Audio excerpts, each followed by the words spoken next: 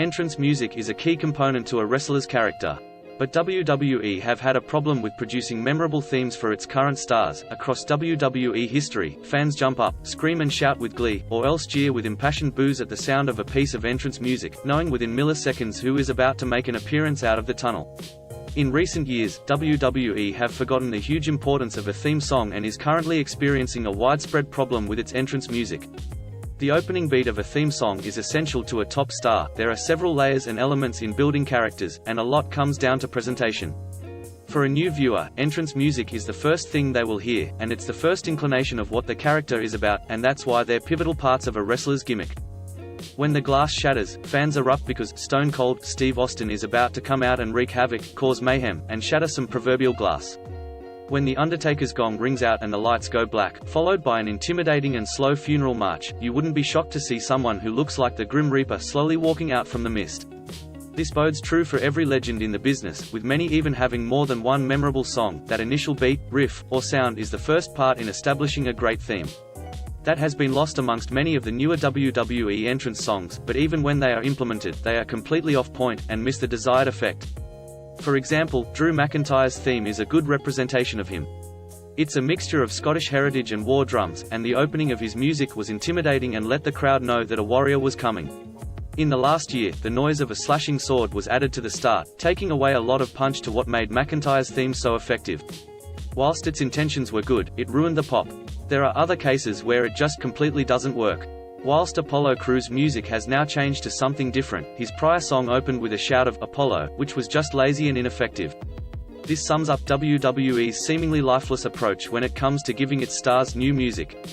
WWE has gone in a different direction following their split with CFO. After WWE ended its partnership with legendary music producer Jim Johnston, they attempted to move forward with a more modern approach in their teaming up with CFO to create and produce new music. At the time, fans were less than enthused with many of the themes due to a lack of lyrics and a repetitive nature with tracks. Despite this, some fantastic themes were produced, such as Bobby Roode's Glorious, and Shinsuke Nakamura's remarkable entrance music, although this briefly changed to an alternate version. WWE's relationship with CFO Dollar recently came to an end, prompting WWE to change up many of their stars' entrance themes to avoid legal troubles. Whilst this made sense, it seems as though WWE didn't care too much about these issues, as many of their superstars such as Finn Balor, Kevin Owens, and Becky Lynch still have their old songs, with no signs of this changing anytime soon, which makes the whole thing a baffling situation.